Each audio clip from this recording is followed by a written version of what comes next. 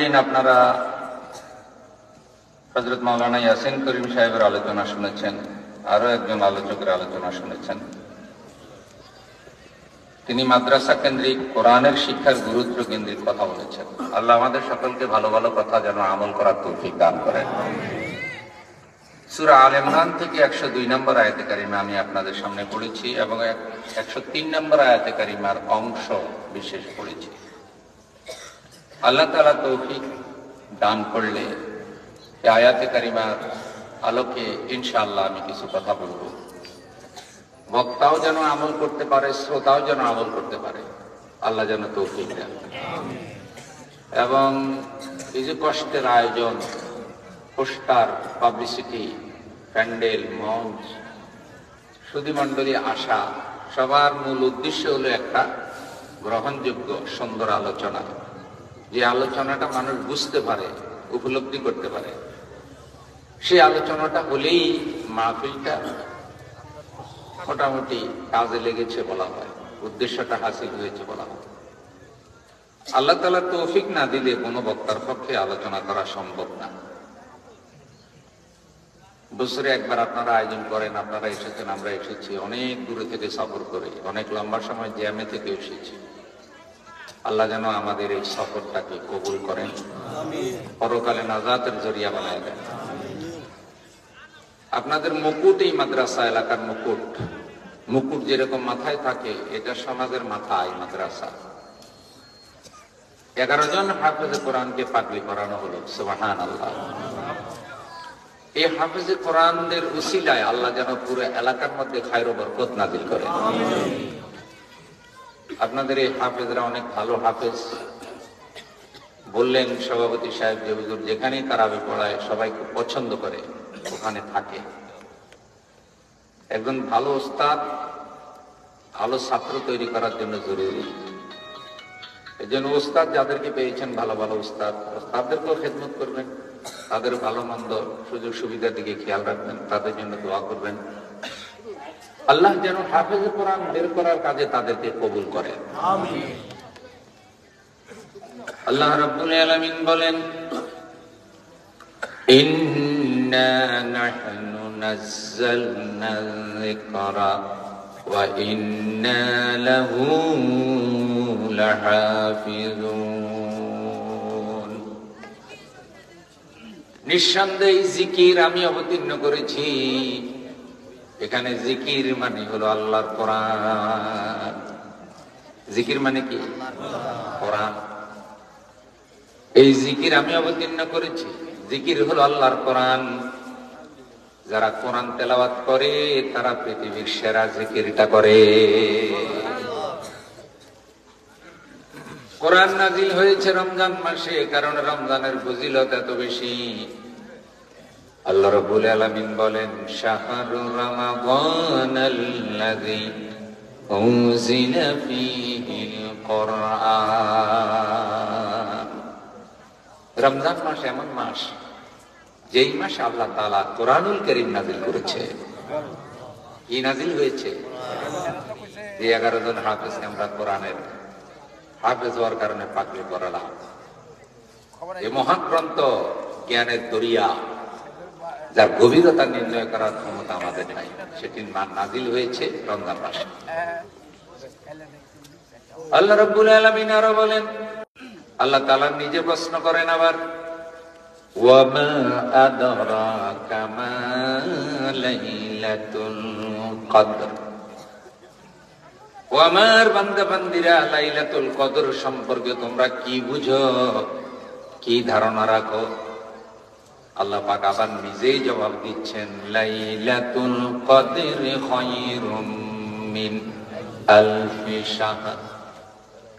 লাইলাতুল কদর যে রাতে কোরআন নাযিল হয়েছে, সেই রাতের মর্যাদা এত বেশি। আল্লাহর কোন বান্দা যদি ওই রাতে ইবাদত করে, নফল ইবাদত করে, আল্লাহ রাব্বুল আলামিন বলেন 1000 মাস ইবাদত করলে যে সওয়াব হয়, আল্লাহ সেই সওয়াব, টয়লেট করবেন না, বাথরুম করবেন না, শুধু ইবাদত। আর এভাবে ইবাদত করা কি আমাদের পক্ষে সম্ভব? না। এইভাবে আল্লাহর কোন বান্দা যদি 83 বছর 4 মাস ইবাদত করে যত সওয়াব পাবে, কদরের রাত্রে আল্লাহ তাআলা একটা রাত্রে তাকে সেই পরিমাণ সওয়াব দান করবে। বলেন তো, কদরের রাতের এত মর্যাদা কিসের কারণে? রমজান মাসের এত মর্যাদা কিসের কারণে? সে কোরআনের চরিত্র, কোরআনের আমল, কোরআনের জীবন যদি বান্দা গঠন করতে পারে, আল্লাহর দরবারে বান্দার মর্যাদাও বেড়ে যাবে। আল্লাহ বলছে, এই জিকির আমি অবতীর্ণ করেছি। জিকির হলো কোরআন। আর কিয়ামত পর্যন্ত কোরআন সংরক্ষণের দায়িত্ব আমি আল্লাহ নিজে নিয়েছি। বলেন তো, কোরআনটা হেফাজত করবে কে? আল্লাহ হেফাজত করবে যেটা, সেটা পৃথিবী থেকে নিচ্ছিন্ন করে দেওয়ার ক্ষমতা কারো নাই। যারাই কোরআনের সাথে দুশ্মনী রাখবে, কোরআনকে নিচ্ছিন্ন করে দিতে চাইবে, কোরআনের অভিশাপে আল্লাহর আযাবে তারা শেষ হয়ে যাবে। তাদের দুনিয়া বরবাদ হবে, পরকাল বরবাদ হবে, আল্লাহর কোরআনের কোনো ক্ষতি হবে না। নারায়ে তাকবীর। ওই যে একজন হিন্দু শিল্পী গান গায়, গায়কের কাজ হইল গান বানানো, গান গাওয়া। সে একটা গান বানাইছে কোরআন নিয়ে, যদিও সে অমুসলিম, তাও তো মুনাফিক মুসলমান গুলার থেকে ভালো কাজ করছে। মুনাফিক মুসলমান গুলা গান বানায় অশ্লীল গান, যেসব গান শুনলে মানুষের হায়া শরম লজ্জা নষ্ট হয়ে যাবে।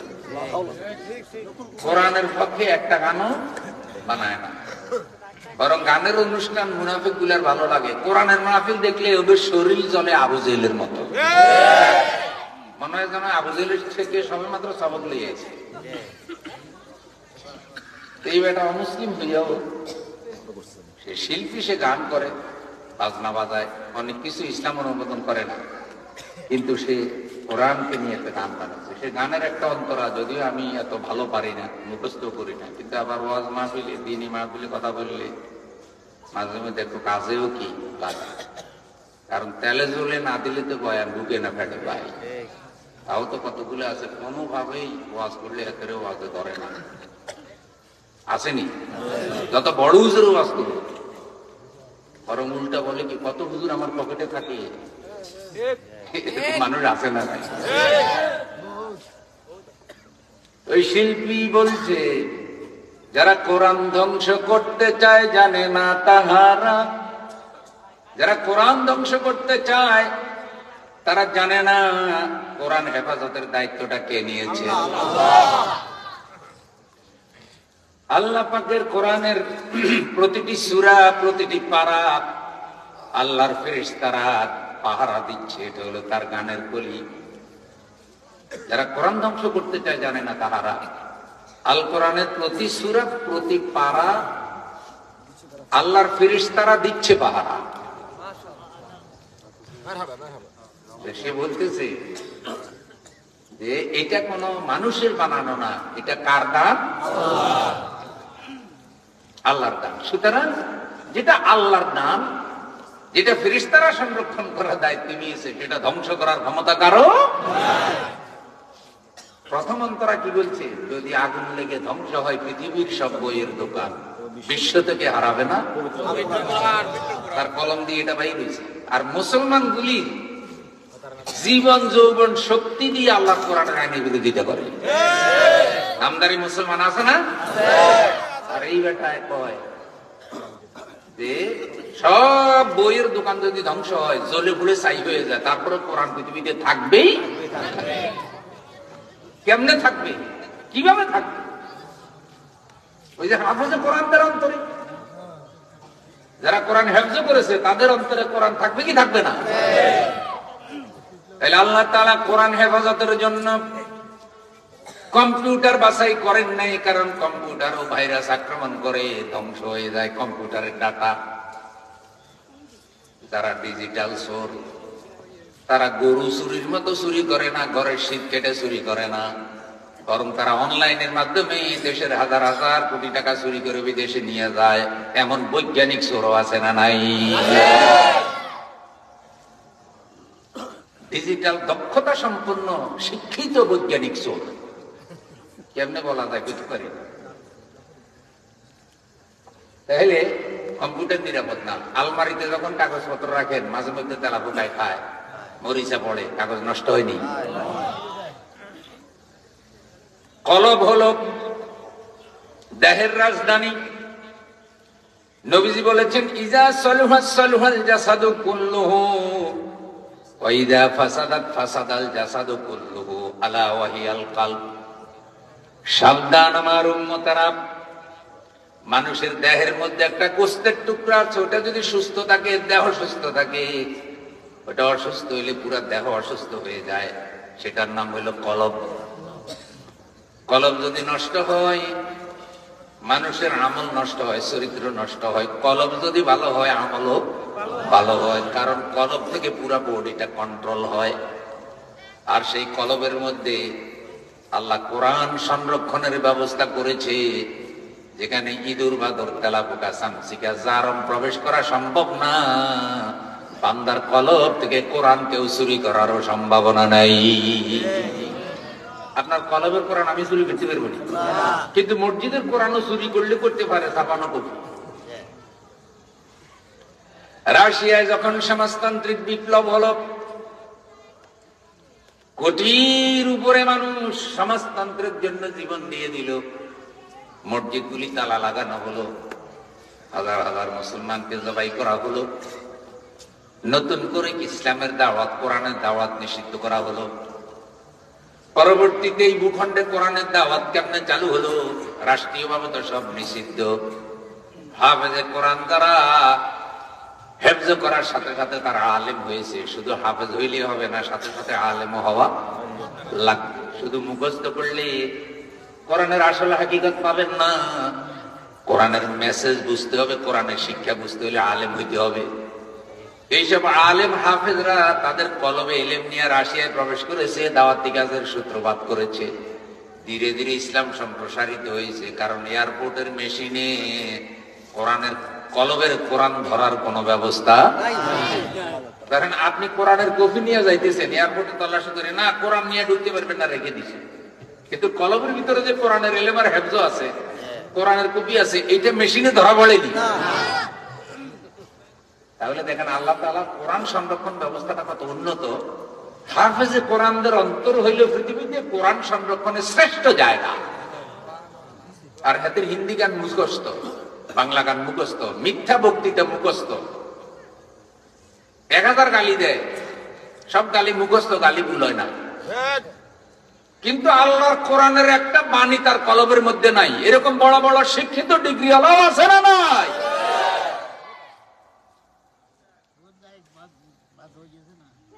আপনারা দ্বীনের বাতি এখানে লাগাইছেন, সেই বাতি এখন আপনাদের সমাজ আলোকিত করতেছে। কোরআনের আলোয় আলোকিত হোক আপনাদের এলাকা, জোরে বলেন আমিন। তাইলে হাফেজে কোরআনদের কাছে অনুরোধ, শুধু খতমে তারাবি পড়ানোই একজন হাফেজের কাজ না। কথা বুঝে দিবে। সামনে রমজান মাস আসতেছে, বহু জায়গায় হুজুর খতমে তারাবি পড়তেই হবে। জোর করে খতমে তারাবি বাছাই করে যে খতমে তারাবি পড়বে। এখন তারাবি পড়লে তো হক আদায় করে পড়া উচিত, কিন্তু আবার হাফেজের চাবি দিয়ে দেয় 4G না 5G স্পিডে চালাইবেন। যে হাফেজ যত তাড়াতাড়ি করতে পারে, ভাই আল্লাহ একটা হাফেজ মিলাইছে রে, 20 টাকার তারাবি 20 মিনিটে পড়াইয়া ফেলায়। তখন হাফেজ এটা কি পালা। কিন্তু হাফেজ যখন শুদ্ধ করে কোরআন তেলাওয়াত করে, সুন্দর করে রুকু সিজদা করে, ওয়ারাত্তিলিল কুরআনা তারতিলা, কোরআন তেলাওয়াতের পদ্ধতিও কোরআনে আছে। একটু সময় বেশি লাগলে মেজাজ খারাপ হইয়া যায়, কয় মগা হুজুর তেলাওয়াত শুরু করছে আর ছাড়ে না, আমার কোমরে বেদনা, আমি বেশিক্ষণ দাঁড়াইতে পারি না। কিন্তু যখন চা দোকানের সামনে দাঁড়ায়, ঘন্টার পর ঘন্টা আড্ডা দেয়, তখন আর কোমরের কোনো অসুবিধা হয় না। রোজা আইবার আগে কতগুলো ফ্যাট চলে, হুজুর গ্যাস্ট্রিক, তার মানে রোজা না রাখার ফন্দি, আগে থেকে ইয়াদের গ্যাস্ট্রিকে ধরছে ভাবতে না। আল্লাহ আমাদেরকে পরিপূর্ণ 30টা রোজা রাখার তৌফিক দাও, পুরা মাস রোজা রাখার তৌফিক দাও, জোরে বলেন আমিন। বলছিলাম বন্ধু, খতমে তারাবি পড়বেন ভালো, খতমে তারাবিতে পুরা কোরআন শুনবেন। কিন্তু খতমে তারাবিতে যে আইন কানুনের কথা আল্লাহ বলবে কোরআনে আছে, সেগুলা মানলেন না, শুধু শুনলেন। না মানলে শুধু শোনার মধ্যে বেশি কোনো ফায়দা হবে না। ধরেন এক এক করে 10 নেকি পাইলেন। আল্লাহ বলছে আহাল্লাহুল বাইয়া ওয়া হাররামার রিবা। হাফেজ সাহেব তেলাওয়াত করলো আহাল্লাহুল বাইয়া ওয়া হাররামার রিবা। আল্লাহ সুদকে হারাম করেছেন, ব্যবসাকে হালাল করেছেন। সুদ হারাম, ব্যবসা হালাল। ইমানদার হালাল খাও, হারাম খাইও না। অথবা তারাবিতে আয়াত তেলাওয়াত হইতেছে, উনি খালি শুনতেছে। বাহির হইয়াই বন্ধু সুদের কিস্তি উঠানোর জন্য লাগিয়া গেছে, সুদের টাকা দিয়ে বাজার করে। এরকম লোক আছে না নাই? আগাগোড়া সুদি। আগাগোড়া কি? সুদি নামাজি, সুদি আজি, সুদি মনে করেন নেতা। তাহলে কোরআনে কয় কি? সুদ ছোট হারাম না বড় হারাম? অনেক খতমে তারাবিতে আয়াতটা পড়ছে, কিন্তু বাস্তবে আমল নাই। তাইলে শুধু শোনার মধ্যে কোনো ফায়দা হইল? এটা উদাহরণ বুঝালাম আর কি, যে শুনলে কোরআনের হক আদায় হবে না, শোনার হক আদায় হবে, মানার হক। আর এটাকে শোনাও বলে না, যেটা শুনে মানে না, এটারে শোনা বলে না। ধরেন আপনাকে হুজুরে বললো কি আমার 1 গ্লাস পানি এনে দাও, আমি বললি, আপনি বললেন আমি শুনছি কিন্তু আনতে পারবো না, এটারে শোনা কয়। ধরেন এটা আরো অন্যায়, মানে তারা চুরিতে চুরি আরো শুনে বললো কি শুনছি কিন্তু। তাহলে আল্লাহর কোরআন এগুলো খতমে তারাবিতে শুনে কিন্তু মানে না। আল্লাহ বলছে ওয়াকারনা ফি বুয়ুতিকুন্না, মহিলারা তোমরা ঘরে থাকো। কে কয়? আল্লাহ। মহিলা বানাইছে কে? আল্লাহ। ঘরে থাকতে কয় কে? আল্লাহ। আবার আল্লাহ বলছে ঘরের বাইরে যাইতে পারবা মহিলা, কিন্তু কেমনে যাইবা? ওয়ালা তাবাররাজনা তাবাররুজাল জাহিলিয়াতিল উলা। খবরদার মহিলা, খবরদার মহিলা, জাহিলি যুগের মেয়েদের মতো অশ্লীল সাজগোজ করে রাস্তায় বাইর হইও না। সহিহ মুসলিমের হাদিস, নবীজি বলেছেন কোন মহিলা যখন অশ্লীল সাজগোজ করে রাস্তায় বের হয়, শয়তান তখন পরপুরুষের চোখে ওই মহিলাকে লোভনীয় করে দেখায়। যত অসুন্দর মহিলাই হোক, যদি অশ্লীল পোশাক পরে বের হয়, তাহলে রাস্তাঘাটে চললে মানুষের নজর পড়ে কি পড়ে না? এই জন্য আল্লাহ বলছে ঘরে থাকো, ঘর নিরাপদ জায়গা। ঘর থেকে বাইর হইলে বোরকা পরে, হিজাব পরে, পর্দা করে বাইর। এখন খতমে তারাবিতে কোরআনের আয়াতটা পড়ে, কিন্তু নিজের স্ত্রীরে পর্দা করায় না, মেয়েরে পর্দা করায় না। এমনি কোরআনের আয়াত পড়ে আবার এমন একটা দল করে, যেই দলের প্রধানও পর্দা করে না। হাজার হাজার মহিলা দলের মধ্যে আছে, বেপর্দা বেগানার সাথে চলে। এমন নামাজিও আছে না? না, গায়ে পাঞ্জাবি, মুখে দাড়ি, মাথায় টুপি, মহিলার সাথে লাফাইয়া লাফাইয়া স্লোগান দেয় বাতিল মতবাদের পক্ষে, অথচ তার পোশাক আশাক এই স্লোগানের সাথে, এই মিছিলের সাথে যায় না। এতে দাড়ি টুপিরে পর্যন্ত অপমান করে। ভাই, ছাগলের গলা যদি সোনার চেইন পরাই দেন, অনেকে ছাগলের অপমান না চেইনের অপমান?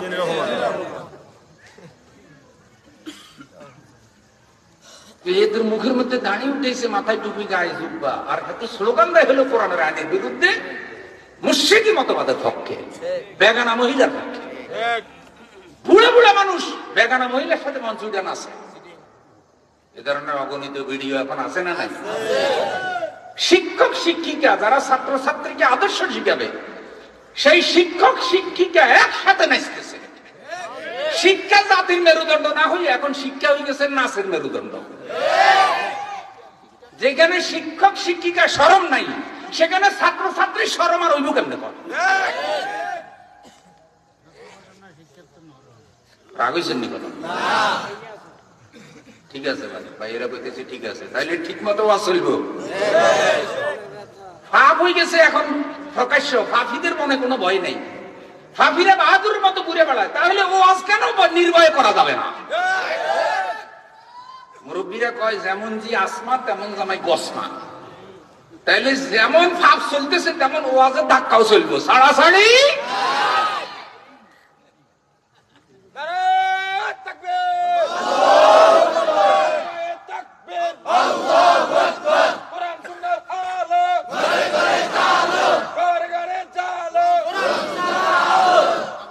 ভাই, তাইলে যে মহিলাদেরকে ঘরে থাকতে কইছে কি হুজুরিনী না আল্লাহ? আল্লাহ কইছে ঘরে থাকো, ঘর নিরাপদ থাকা। হযরতে হাওয়া কোথায় ছিল? ঘরে ছিল। হযরতে আয়েশা কোথায় ছিল? হযরতে ফাতেমা কোথায় ছিল? হযরতে রাবেয়া বসরি কোথায় ছিল? তাহলে যুগ যুগ দেখা যায় যত দামি দামি মহিলা সব ঘরে ছিল। এখন আমাদের ধারণা হলো মহিলারা বাইর করে দিলে, বিশাল বিশাল নেতৃত্বের পদ দিয়ে দিলে মহিলা দামি। মুসলমানের মধ্যে এই ধারণা আছে না নাই? অথচ কোরআন বলতেছে এই ধারণা ভুল। এতে খতম তারাবিতে আয়াতটা ভরি ভরি কয় কি হুজুর খালি দোয়া সালাম আর অল্পের মধ্যে একটু ওয়াজ করে দেন, হোমিওপ্যাথিকের মতো, যাতে অল্প আমল করে ঠাস করে বিয়েতে ঢুকে যেতে পারে। বুঝেন না? অল্পের মধ্যে একটা কোর্স দিয়ে দেন যাতে সংক্ষিপ্ত আমলে বিয়েতে কি কোন হুজুরে এই রাস্তা দিতে পারবে না। আল্লাহ আমাদেরকে কোরআন সুন্নাহ বিরোধী সকল কাজ ছেড়ে দেওয়ার তৌফিক দাও। কোরআন হাদিস বিরোধী সকল দল মত ছেড়ে দেওয়ার তৌফিক দাও। তোমার কোরআনের রাজ, তোমার কোরআনের বিধিবিধান, তোমার কোরআনের সংস্কৃতি, তোমার কোরআনের শিক্ষা ব্যবস্থা আমাদের সমাজ, পরিবার, রাষ্ট্রে, আমাদের জীবনে কায়েম করার জন্য আমাদের মেধা, যোগ্যতা, জানমাল তোমার কোরআন বিজয়ের পক্ষে বিনিয়োগ করার তৌফিক দাও। জোরে বলেন আমিন। তাহলে হাফেজে কোরআন কোরআন হেফজের কাজটা করতেছে, ইলম বিতরণ করবে। প্রত্যেকটা হাফেজে কোরআন যেন কোরআনের আলেম হয়। বলেন আমিন। বলে রাখি, রাসূল সাল্লাল্লাহু আলাইহি ওয়াসাল্লামের সব সাহাবীরা হাফেজ ছিল না, কিছু সাহাবী হাফেজ ছিল, কিন্তু সব সাহাবী আলেম ছিল, কোরআন জানতো, বুঝতো, উপলব্ধি করত। আমার বন্ধুগণ, এবারে আসেন বায়ানের দ্বিতীয় অংশ, সূরা আল ইমরান 102 নম্বর আয়াতে কারিমা আমি পড়েছি। আল্লাহ বলেন, ইয়া আইয়ুহাল্লাযীনা আমানুত্তাকুল্লাহা হাক্কা তুকাতিহি ওয়া লা তামুতুন্না ইল্লা ওয়া আনতুম মুসলিমুন। ওই ঈমানওয়ালারা, ইত্তাকুল্লাহ, ভয় করো আল্লাহকে। কাকে? আল্লাহকে। হাক্কা তুকাতিহি, যেমন ভয় করা উচিত। ঈমানদারকে বলতেছে আল্লাহকে ভয় করো যেমন ভয় করা উচিত। কারণ অনেক ঈমানদার আছে তারা সত্যিকারে আল্লাহরে ভয় করে না। দাবি করে আমি ঈমানদার, কিন্তু কলবে আল্লাহর ভয় নাই। দাবি করে আমি ঈমানদার, চরিত্রে কোরআন নাই। দাবি করে আমি ঈমানদার, হারাম খায়।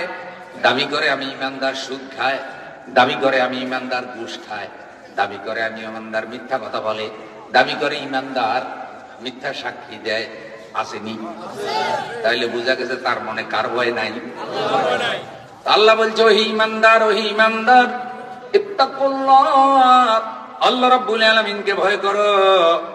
হাক্কা তুকাতিহি, যেমন ভয় করা উচিত, আল্লাহ হিসাবে, রব হিসাবে যেমন ভয় করা উচিত। আল্লাহ বলছে, ওয়ালা তামুতুন্না ইল্লা ওয়া আনতুম মুসলিমুন। খবরদার ঈমানদার, মুসলমান না হইয়া মরিও না।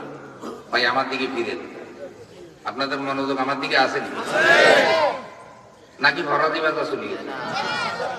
তাইলে আবার বয়ান বুঝবেন না কইলাম, আমি লম্বা বয়ান করি না। ঈমানদারকে বলা হচ্ছে মুসলমান না হইয়া মরিও না। তাহলে বুঝা যায় ঈমান আনা আর মুসলমান হওয়া এক জিনিস। ঈমান হলো বিশ্বাস করা, মুসলমান হলো আমলে পরিণত করা। সহজ কথা।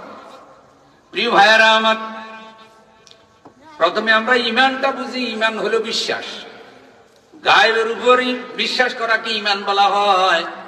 এমন কিছু বিষয়ে বিশ্বাস করা যেগুলো গায়েব।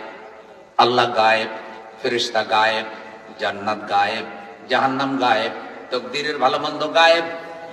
কোরআন হাজির, কোরআন আমরা দেখি, কিন্তু এটা যে আল্লাহর কোরআন এটা গায়েব। লোকেরা বলছে এটা মুহাম্মদের কোরআন। আমরা এই কোরআনের উপর ঈমান এনেছি মুহাম্মদের কোরআন হিসাবে না আল্লাহর কোরআন হিসাবে। এটা গায়েবের উপর ঈমান। কারণ নবীজির কাছে কোরআন নাজিল হয়েছে, আমরা কেউ দেখি নাই, সাহাবীরাও দেখে নাই। ওই কেমনে নাজিল হয় এটা সাহাবীরা দেখে নাই। নবীজি বলতেন যে আয়াত নাজিল হয়েছে, তারা বিশ্বাস করতে, এটা গায়েবের উপর ঈমান। মুহাম্মদ সাল্লাল্লাহু আলাইহি সাল্লাম হাজির, কিন্তু তিনি যে আল্লাহর নবী এটা গায়েব। লোকেরা মুহাম্মদ ইবনে আব্দুল্লাহ স্বীকার করে, কিন্তু মুহাম্মদুর রাসূলুল্লাহ সাল্লাল্লাহু আলাইহি সাল্লাম মানে না। আব্দুল্লাহ ছেলে এটা মানে, কিন্তু রাসূলুল্লাহ মানে না। আমরা আমাদের রাসূলকে মুহাম্মদ ইবনে আব্দুল্লাহ স্বীকার করি, আবার স্বীকার করি, মুহাম্মাদুর রাসূলুল্লাহ সাল্লাল্লাহু আলাইহি ওয়াসাল্লাম। রাসূলের কাছে ওহী আসে, কোরআন এসেছে, রাসূলের কাছে ফেরেশতা আসে, জিবরাইল গারে হেরায় এসেছে, আমরা দেখি নাই, সাহাবীরা দেখি নাই।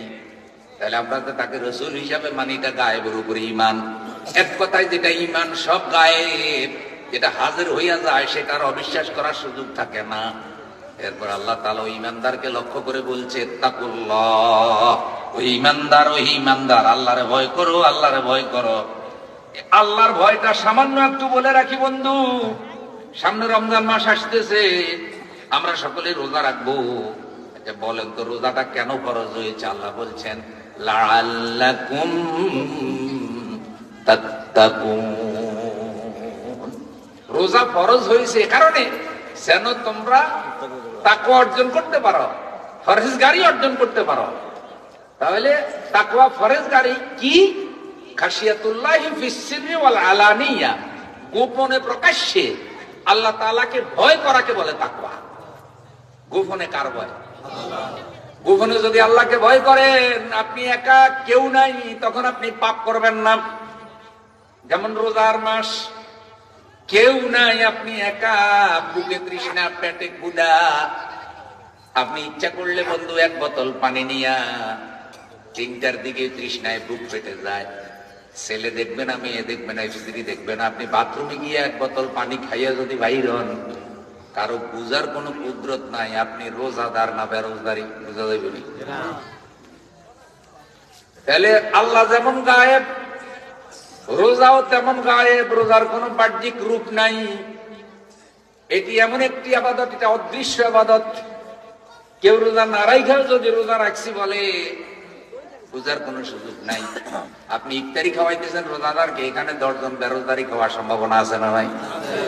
কারণ সে রোজাদার নাকি রোজাদার না, এটা লজ্জায় জিজ্ঞাসাও করা যায় না। রমজান মাসে রোজাদারকে ইফতারি খাওয়াইলে সওয়াব আসেনি? নবীজি বলেছেন ইফতারি করাও, তৃপ্তি সহকারে ইফতারি করাও।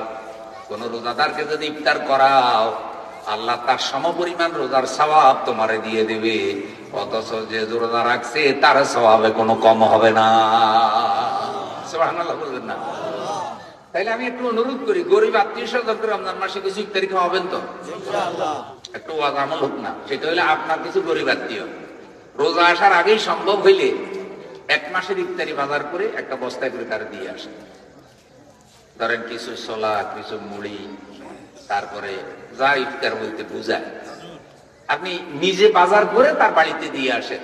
বিশ্বাস করেন খুশি হবে কে? আল্লাহ, যে তুমি রমজান মাসে এটা খাইও। আত্মীয়র হক আদায় হবে, দানের সওয়াব হবে, আল্লাহ খুশি হবে। এবং আল্লাহ বড় অসুখ বিসুখ থাকলে ভালো করে দিতে পারে। এই ভালোবাসাগুলি এখন সমাজ থেকে চলে যাচ্ছে। আত্মীয় আত্মীয় মহব্বত নাই, আত্মীয় আত্মীয় হিংসা বিদ্বেষ চলতেছে। গরিব আত্মীয় হলে কেউ খবরও লয় না। নবী সাল্লাল্লাহু আলাইহি সাল্লাম বলছে, বিয়ে শাদীর অনুষ্ঠানের মধ্যে শ্রেষ্ঠ অনুষ্ঠান হলো সেটা যেই অনুষ্ঠানে গরিব আত্মীয়দেরকে আগে দাওয়াত দেওয়া হয়। সুবহানাল্লাহ না? আর আমরা অনুষ্ঠানে কি, বিয়ের অনুষ্ঠানে গরিব আত্মীয় আগে দাওয়াত দিই না ধনী? ধনী করে আগে দাওয়াত দেয় কি নিয়তে?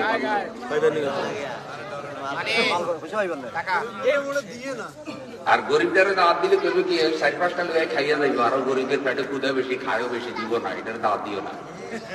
ধনীদের পেট ছোট, খাইবে কম, দিব বেশি। এরকম চিন্তা ভাবনা কখনো কোনো অনুষ্ঠান নিয়ে করা উচিত নয়। আমাদের দয়ার নবী, মায়ার নবী বলেছে, গরিব আত্মীয় স্বজনকে আগে দাওয়াত দাও। আল্লাহ তৌফিক দান করুক। তাহলে রমজান মাস আসার আগেই সামর্থ্য অনুযায়ী 1 কেজি, 2 কেজি, 3 কেজি, 4 কেজি, 1 মাস না পারলে 15 দিনের দেন, 15 দিন না পারলে 1 সপ্তাহ দেন, 10 দিনের দেন, না পারলে 5 দিন, না পারলে 2টা দিনের ইফতারি পৌঁছাইয়া দেন। এখন এখানে যদি একটা লোক 10টা লোক খাইতে পারছে মসজিদে, আপনি জিজ্ঞাসা করতে পারবেন না, ভাই আপনার রোজা রাখছেন? যদি কোন রোজাদারকে এটা জিজ্ঞাসা করেন তাহলে এটা লজ্জা না? খাক, অসুবিধা নাই। বেরোজদারি খাইলেও সওয়াব হইব না? অন্তত খাওয়া সওয়াবটা তো হইব। গল্পের কথা আর কি, একবার রোজদারির জিজ্ঞাসা করছে, তুই তো রোজা রাখছ নাই, তুই রোজদারির সাথে বলি ইফতারিটা খাইলি কেন? রোজাদারে খাইবে। তারপরে হেরার রোজা রাখছে, হেদের রুমটা খুশি হইতো, তুই তো হারা দিনই খাইতেছ। কয় দেখ রে, আমি রোজা না রেখে 1 পাপ করছি, ইফতারি না খাই একে আরেক পাপ করবো নাকি? তাই পাপের থেকে বাঁচার জন্য আমি খাইছি। সারাদিন রোজা না রাখি কি হয়েছে? পাপ হয়েছে। এখন ইফতারি না খাইলে আরেক পাপ হয়েছে। বুঝেন নেই কত বড় বুজুর্গ দেখছে।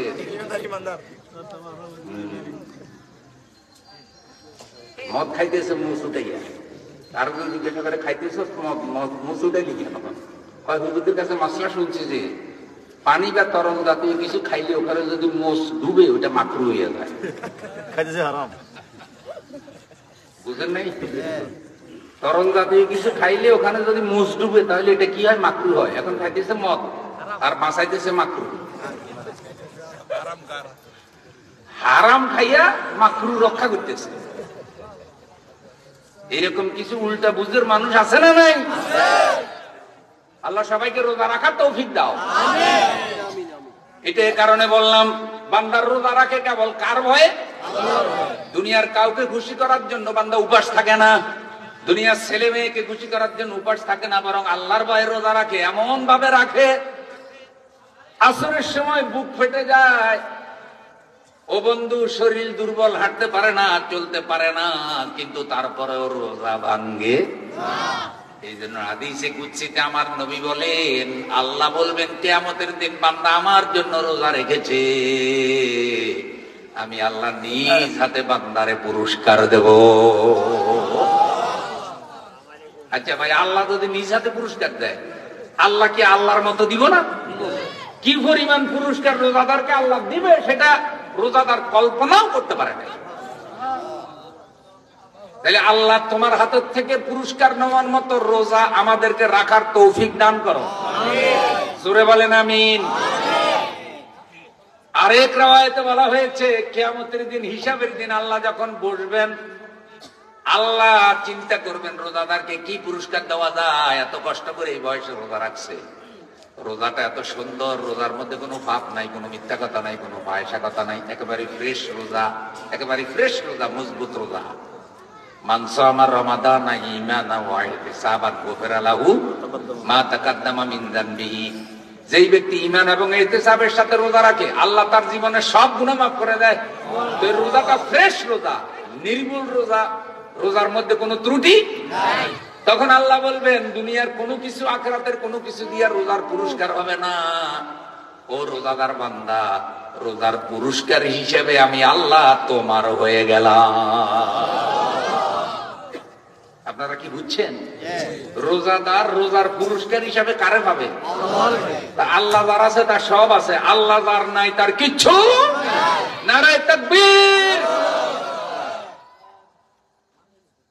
আব্দুল কাদের জিলানী রাহমাতুল্লাহ আলাইহির নাম শুনছেন নি? আপনাদের মমিনপুরের নাম কি? মনিননগর। এখানেও আব্দুল কাদের থাকতে পারে, কিন্তু জিলানী না। তিনি তো আল্লাহর নেক বান্দা ছিলেন। কোন এক সময় তিনি আল্লাহর কাছে দোয়া করে বলতেছিলেন, আল্লাহ তুমি যদি আমারে জান্নাত দাও আর আমি যদি তোমারে না দেখি, তাহলে এই জান্নাতের আমার কোনো দরকার নাই। জান্নাতের শ্রেষ্ঠ নিয়ামত হলো আল্লাহ দিদার। সুবহানাল্লাহ। জান্নাতের শ্রেষ্ঠ নিয়ামত কার? দিদার। আল্লাহ তুমি যদি আমারে জান্নাত দাও, আমি যদি তোমারে না দেখি, ওই জান্নাত আমার জন্য জাহান্নাম হয়ে যাবে, আমার দরকার নাই। তুমি যদি আমারে জাহান্নাম দাও আর মাঝে মধ্যে জাহান্নামে যদি আমার সাথে একটু দেখা করো, আর আমার যদি ডাক দাও, মহিউদ্দিন আব্দুল কাদের জিলানী তুমি কেমন আছো, ওই জাহান্নাম আমার জন্য জান্নাত হয়ে যাবে। আমি জান্নাতও চাই না, জাহান্নামও চাই না, আমি কেবল আমার আল্লাহরে চাই। সুবহানাল্লাহ ওয়ালহামদুলিল্লাহ লা ইলাহা ইল্লাল্লাহ। সুবহানাল্লাহ আলহামদুলিল্লাহ লা ইলাহা ইল্লাল্লাহ। লা ইলাহা ইল্লাল্লাহ মুহাম্মাদুর রাসূলুল্লাহ সাল্লাল্লাহু আলাইহি ওয়াসাল্লাম। তাইলে তাকওয়া, তাকওয়া উবাই ইবনে কাব রাদিয়াল্লাহু তাআলা আনহু বলেন, তাকওয়া হলো কাঁটাযুক্ত কোন পথে তুমি চলবে এত সাবধানে, তোমার দেহের মধ্যে কাঁটা লাগবে না, কাপড়ে কাঁটা লাগবে না। ভাই বেতমুড়ে দেখছেন? বেতমুড়া আমার ভাষা বুঝেননি? ঘুম যেতেছেননি? কোন মশাই কামড়ায়নি? মুজাহিদের মতো আওয়াজ দিয়ে বলতে হবে নারায়ে তাকবীর, না দুই হাত উঁচু করে বলতে হবে নারায়ে তাকবীর। মাঝে মধ্যে একটু মনোযোগ আকর্ষণ না করলে তো মনে হয় যেন শয়তানে মনোযোগ অন্যদিকে নিয়ে যায়। বেতমুড়ে দেখছেননি? আচ্ছা, বেতমুড়ের মধ্যে ওই যে কাঁটাওয়ালা যে থাকে ওটাকে কি কয়? বেতের? হ্যাঁ, বেতের লিল্লা, বুঝলি? একবার যদি কাপড়ে লাগে ছুটাইবেন আর কোনো ব্যবস্থা। আপনি বেতমুড়ায় ঢুকার সময় যত সাবধানে ঢুকেন যাতে বেতের কাঁটা আপনার কাপড়ে না লাগে, ঠিক তাকওয়া মানে কি? তাকওয়া হলে এত সাবধানে চলবেন সমাজে যত পাপ আছে কোন পাপ যেন আপনার দেহে না লাগে। হাত দিয়ে পাপ করবো না, বুঝতেছেন? চোখ দিয়ে পাপ করবো না, হাতের রোজা চোখের রোজা। পা দিয়া খারাপ কাজে হেঁটে যাবো না, পায়ের রোজা। জবান দিয়া খারাপ কথা বলবো না, জবানের রোজা। পেটের মধ্যে হারাম জিনিস ঢুকাবো না, পেটের রোজা। এইভাবে অঙ্গ প্রত্যঙ্গের উপরে যদি আল্লাহর আইন কার্যকরী করা যায় তবে রোজার হক আদায় হবে। এখন যদি হাতের রোজা রাখে আর জবানের রোজা রাখে তাহলে রমজান মাসে তো বাম হাতের ইনকাম থাকার কথা। বাম হাতের ইনকাম বুঝছেননি? কি? ঘুষ। বাম হাতের ইনকামের নাম কি? আরো জোরে কন। ঘুষ। খুব ভিটামিন যুক্ত খাবার। কেমন? খুব ফজিলতপূর্ণ খাবার। নবীজি বলেছেন আর রাশি ওয়াল মুরতাশি কিলাহুমা ফিন্নার। ঘুষ দাতা, ঘুষ গ্রহীতা দুইজন জাহান্নামী। নাউযুবিল্লাহ বলেন। এখন ঘুষ ছাড়া তো বন্ধু ফাইল লড়ে না। মুখে দাঁড়ি, মাথায় টুপি, গায়ে পাঞ্জাবি, চেয়ারে বসে আছে, সামনে ফাইলের স্তূপ। কেউ ফাইল লড়ে না কেন? ফাইল লড়ে না হইল ঘুষ ছাড়া। রোজা রাখছে, আবার রোজার মাসে ঘুষের রেটও বাড়াইয়া দেয়। আছে না নাই? কয় হুজুর আগে দিছেন যা এবার ডাবল দিতে হইব, কারণ সামনে রোজা ঈদ আছে, খরচও বেশি। এইভাবে রোজার মাসটাকে অপবিত্র করে ফেলে এমন মুসলমানও আছে না? না। ও বন্ধু, রোজার মাস আসার আগেই কিন্তু কারেন্টের দাম কমে গেছে। কেমন? রহমত আসছে তো, রহমতের কারণে বাড়ি গেছে। জিনিসপত্রের দাম আস্তে আস্তে কি? অথচ ব্যবসা বাণিজ্যের অধ্যায় যদি আপনি পড়েন, সাহাবীরা কেমন ব্যবসায়ী ছিলেন, নবীজি নিজে কেমন ব্যবসা করেছেন, হযরত খাদিজা কেমন ব্যবসা করেছেন। সাহাবীরা ব্যবসা করেছে ইবাদতের মতো। ইবাদত ব্যবসাটাও কিন্তু ইবাদত। আমার নবী বলেছে একজন নেককার আমানতদার সৎ ব্যবসায়ী কিয়ামতের দিন নবী, শহীদ, সিদ্দিকদের সাথে থাকবে। জোরে বলেন সুবহানাল্লাহ। এখন সে রোজাকে ইবাদত মনে করে, ব্যবসাকে ইবাদত মনে করে না। তাই রমজান মাসে কৃত্রিম সংকট সৃষ্টি করে জিনিসপত্রের দাম বাড়াই দিয়া এই অবৈধ ব্যবসার টাকা দিয়া চলে গেছে উমরায়। পাবলিকের শোষণ করে রক্ত বার করে খাই। এখন শোষক কোথায় গেছে? উমরা যাওয়ার সময় আবার হুজুর লই গেছে। কি হুজুরের নিচে কেন? হুজুর ডাইরেক্ট দোয়া চালাইতো। কথার কথা ধরেন হয়তো 2 নম্বর করে টাকা কামাইছে 30 লাখ, নিজে উমরা গেছে 2 লাখ, হুজুরের পিছনে 2 লাখ, তাও তো আরো 26 লাখ। তো হুজুরের দোয়া আর কাবা করে ধরি যদি দোয়া চালা, এই 4 লাখের উসিলা যদি এই 2 নম্বরই করে যা টাকা কামাইছে গুণা যদি মাফ হয়ে যায় তাহলে 26 লাখ কোথায়? এবার দোয়া লই সিটিং বেশি, দোয়া লই কি? আচ্ছা, এই ধরনের কারিশমা চলবনি। আপনাকে হারাম টাকা দিয়ে হজে যাইতে শরীয়তে কয় নাই। আমার এক ওস্তাদ কইছিল, এইসব হারাম কোর যত করবো উমরা তত হইব গোমরা।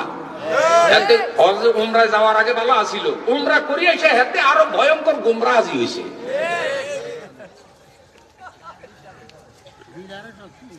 হাজি কইতে আমাদের কোনো অসুবিধা নেই, হাজিদের তো সম্মান আছে, কিন্তু এত তো গোমরা হাজি। হজের কোনো কিছু এর মধ্যে কি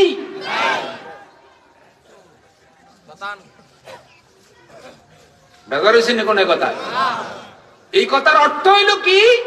বুঝাতে চাইলাম যে যারা আল্লাহর ভয় অন্তরে নিয়ে ব্যবসা করে সেই ব্যবসার মধ্যে কোনো প্রতারণা থাকে না। সাবধানে করে যেন পাপ না লাগে, দেহে কোনো পাপ না লাগে। আচ্ছা, আপনারা বাইক মাছ চিনেননি? বাইক মাছ কাদায় থাকে না? কাদার ভিতর থেকে বাইন মাছ যখন বাইর হয় দেখলে মনে হয় যেন সবে মাত্র সাবান দিয়ে গোসল করে এসছে, তার দেখে এক জাররা পরিমাণ কাদা। আমরাও এমন একটা সমাজে আছি বন্ধু, সারাদিন শুধু পাপ আর পাপ, ডাইনে পাপ, বামে পাপ, সামনে পাপ, পিছনে পাপ। ও বন্ধু, সংস্কৃতিতে পাপ, রাস্তাঘাটে পাপ। আপনি এখান থেকে বাইর হইলেন, কবিরহাট যাবেন, চিন্তা করলেন আজকে বৃহস্পতিবার, একটা পাপও করবো না, আল্লাহ সারাটা দিন যেন গুনাহ ছাড়া কাটাইতে পারি, পাপ ছাড়া কাটাইতে পারি। যেই না মাত্র বন্ধু এই মনিরনগর থেকে টেম্পুতে উঠছেন, ইচ্ছা ছাড়াই 10-12টা পাপ হয়নি। ওই কবিরাট থেকে ঘুরে ঘরে ফিরে আসা পর্যন্ত হয়তো 100-200 পাপ হয়ে গেছে, যেটা কল্পনাও করেন নাই। সমাজটা এত ভয়ঙ্কর পাপে পরিপূর্ণ হয়ে গেছে, পুরা জাতি যেন 1000 কিলোমিটার স্পিডে জাহান্নামের দিকে যাইতেছে। আপনি আমি সিদ্ধান্ত নেব, আল্লাহ কোরআন বুকে নিয়ে আমরা উল্টা দিকে চলবো, মানে জান্নাতের দিকে চলবো। সবাই জাহান্নামের দিকে গেলে আমি একলা আল্লাহর কোরআন বুকে নিয়ে জান্নাতের পথে চলবো। আমার শরীরে কোনো পাপের স্পর্শ লাগবে না, সিদ্ধান্ত নেব, এটাকেই বলে তাকওয়া। নারায়ে তাকবীর। খালি ভোর রাত্রে দেশি মুরগির ঝোল, শিং মাছের ঝোল, আর হইলো নাজির শাইলের ভাত, রোজার মধ্যে কত দুধ, কি সুন্দর খানা। এরপর ইফতারের সময় 10-12 পদের ডাইনিং টেবিল সাজাইছে ইফতারি। সারাদিন যাও রোজা রাখছিল, ইফতারের সাথে তা উঠুন করে ফেলেছে। কথা বুঝেন নাই? এরপরে আর কোনো আমল, আর কোনো কাজ কি এদের রোজা বলেন? আপনার ইফতারি খাওয়াকে আমি অমর্যাদা করছি না, আপনি হালাল তরিকে একটু বেশি সামর্থ্য থাকলে খান, কিন্তু মনে রাখবেন এটা কিন্তু রোজার স্পিরিট না। রোজার স্পিরিট হলে পাপের সাথে কোনো সম্পর্ক থাকবে লাআল্লাকুম তাত্তাকুন, তুমি যেন মুত্তাকি হতে পারো, এই জন্য রোজা ফরজ করেছে। রোজা শুধু খাবার দাবারের মাস না। প্রিয় ভাইয়েরা আমার, ওমর ইবনে আব্দুল আজিজ রাহিমাহুল্লাহ বলেন, তাকওয়া হলো ফরজ ওয়াজিব পালন করা। তাকওয়া হলো ফরজ ওয়াজিব পালন করা, হালাল হারামের সীমারেখা মেনে চলা, এর নাম তাকওয়া। তাহলে যে ফরজ ওয়াজিব পালন করে, হালাল হারামের সীমারেখা মেনে চলে, সে মুত্তাকি। আমাদের দেশে মুত্তাকি বলা হয় যার পাগড়ি বড়, দাড়ি বড়, জুব্বা বড়, তারা দেখলে মনে করে সে কি মুত্তাকি। কিন্তু মনে রাখবেন, পাগড়ি বড়, দাড়ি বড়, জুব্বা বড় এমন লোক পাপী হওয়ার সম্ভাবনা আছে না নাই? আমার মসজিদে জুতা সুদ ধরা পড়ছে, ইয়া বড় দাড়ি, ইয়া বড় পাগড়ি, ইয়া বড় জুব্বা, জুব্বার ভিতরের থেকে 13 জোড়া জুতা বাইর করছে, খালি পকেট আর পকেট।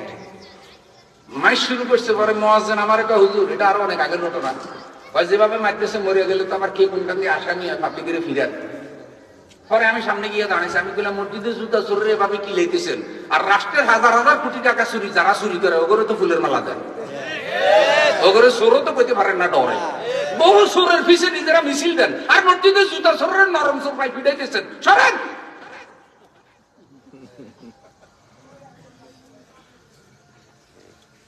কথা সত্য না?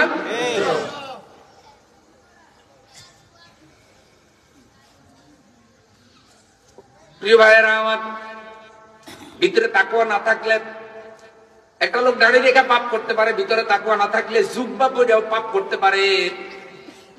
এমন এমন আরবি আছে, আপনি অনলাইনে ভিডিও দেখলে পাবেন, ইয়া বড় জুব্বা, মাথায় হইলো লাল রুমাল, উপরে যে ওইটা পরে দেখছেন না, তারপরে নগ্ন মহিলার সাথে নাচানাচি করতেছে জুব্বা জাপা পরে। কিন্তু জুব্বারে পাপের মধ্যে ডুবেছে না, জুব্বারে কিসের মধ্যে ডুবেছে? আবু জেহেলও কিন্তু জুব্বা করা আসলে। তাহলে তাকওয়া কোথায়? মনে রাখবেন, পোশাক আশাকের গুরুত্ব আছে, শালীন পোশাক পরবেন। আমরা জুব্বা কেন পরি? আমাদের জুব্বার দ্বারা শরীরটা ভালোভাবে ঢেকে থাকে। আর পোশাকের দাবি হলে যেন বডির মাপ বোঝা না যায়, বডি কোন জায়গায় কোন অঙ্গটা আছে এটা যেন বোঝা না যায়, এটা ঢেকে রাখবে পোশাক। এই জন্য পোশাক ঢিলা ঢালা হওয়া, পোশাক শালীন হওয়া, পোশাক যেন পুরা সতর ঢেকে রাখে এমন হওয়া, এই জন্য আমরা জুব্বা পরি। কিন্তু মনে রাখবেন, নবীজি বলছে আত্তাকওয়া হাহুনা, আত্তাকওয়া হাহুনা, আত্তাকওয়া হাহুনা। 3 বার বলেছেন আমার নবী, তাকওয়া কলবে থাকে, তাকওয়া কলবে থাকে, তাকওয়া কলবে থাকে। যার কলবে তাকওয়া থাকে না, সে বড় জুব্বা পড়লেও চুরি ছাড়ে না।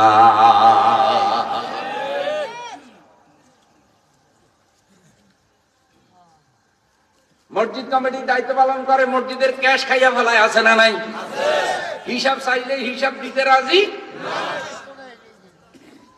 খাইলে আল্লাহ টাকাইছি তোকে টাকাইছি তোরা হিসাব দিবি, হিসাব আল্লাহ নিব।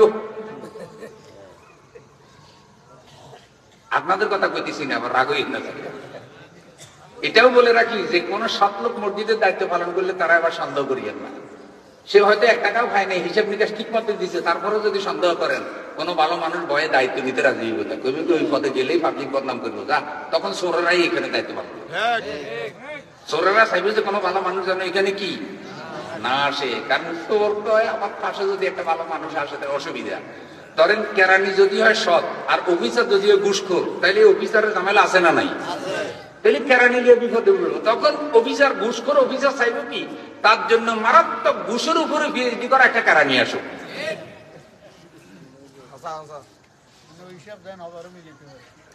আল্লাহ আমাদের সকলকে বুঝ দাও, জোরে বলেন।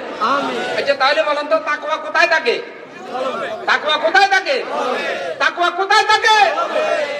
নবী সাল্লাল্লাহু আলাইহি সাল্লাম আল্লাহর কাছে দোয়া করেছেন, ইয়া মুকাল্লিবাল কুলুব সাব্বিত কলবি আলা দীনিক, হে অন্তরসমূহের পরিবর্তনকারী আল্লাহ,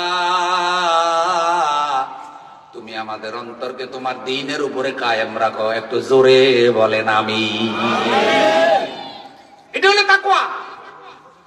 আল্লাহ বলছি, ইয়া আইয়ুহাল্লাযীনা আমানুত্তাকুল্লাহ, ওহে ঈমানওয়ালা ইত্তাকুল্লাহ, আল্লাহরে ভয় করো, আল্লাহরে ভয় করো, হাক্কা তুকাতিহি, যেমন ভয় করা উচিত। যেমন ভয় করা উচিত মানে কি? পজিটিভ ভয়। একটু খেয়াল করেন, মানুষ সাপের ভয় করে কেন? সাপের মধ্যে বিষ আছে, সাপের সবল দিলে মারা যাবে, এই কারণে ভয়ে সাপের কাছে যায় না। আচ্ছা মানুষ বাঘের ভয় করে কেন? বাঘের হিংস্রতা আছে, বাঘ মানুষকে ধরে খেয়ে ফেলবে, ভয়ে বাঘের কাছে যায় না। হুজুর বাঘের ভয় করি, সাপের ভয় করি, আল্লাহরে ভয় করি, এই কারণে আল্লাহর ঘরের কাছেও কি ব্যাপারটা কি এমন ভয়? এটা গল্পের কথা, বাস্তবের কথা না। যে একজনের গরু নাকি মসজিদে ঢুকে গেছে, ইমাম সাহেব রাগ হয়ে গেছে, মিয়া আপনার গরু ভাই করেন মসজিদ দুইজন, আপনার গরু মসজিদে ঢুকে গেছে। তো হে বলতেছে, হুজুর বেশি রাগ হইয়ে না, গরু তো বুঝে না যে মসজিদ পবিত্র জায়গা, তাই ঢুকে গেছে। আমি যে বুঝি, আমি গরুদের ঢুকছি। ইমাম সাহেব কয়, তোর থেকে তো তোর গরু তাও ভালো। গরু না বুঝে এলো কি? তুই মসজিদের ভয় করস, মসজিদ পবিত্র জায়গা, এই কারণে মসজিদের তার কাছে কি হয় কোরআন ভুল পড়লে গুণ হইব, এই কারণে কোরআন তার কাছে যায়। আর কি ধরনের খবিসের খবিস ফতুয়া দিছে, কোরআন অর্থ বুঝিও না, অর্থ বোঝা সম্ভব না, খালি পড়ো। এটাও হলো কোরআনের আইন থেকে জাতিকে বিচ্ছিন্ন করার ষড়যন্ত্র। যে কোরআন বুঝিও না, কোরআন বুঝা কঠিন, কোরআন বুঝার চেষ্টা করিও না, খালি পড়ো। কোরআনের আসলে স্পিড নষ্ট করে দিচ্ছে তথাকথিত এক শ্রেণীর দিনদাররা।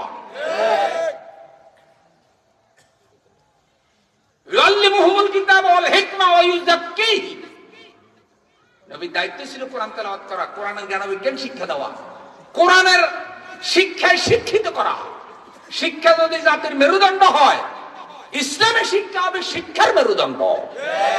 যে শিক্ষা ব্যবস্থা ইসলাম থাকে না, সেই শিক্ষা ব্যবস্থায় সুর, বাটপার, আবু জেহেল, ফেরাউনের গোষ্ঠী তৈরি হয়, হযরত ওমর আর আবু বকরের উত্তরসূরি তৈরি হয় না।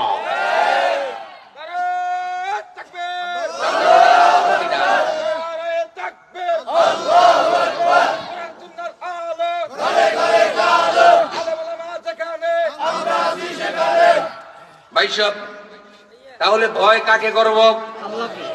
এখন আল্লাহ বলছে ভয় করো, খবরদার ইমানদার মুসলমান না হইয়া মরিও না। মুসলমান হইতে কয়, আমরা ছোট কালে যেটা করাই ওইটারে কয় মুসলমানি। সুন্নতে খতনা, ওইটার নাম কি? সুন্নতে খতনাতে আমাদের দেশীয় ভাষাতে মুসলমানি। এখন ওই লোক চিন্তা করে, আমি যত পাপই করি তাহলে আমার মুসলমানি যাইব না, কারণ ছোট কালে ডালাই করে দিচ্ছি, যাইব হুজুররা যতবাদই করুক আমার মুসলমানি আর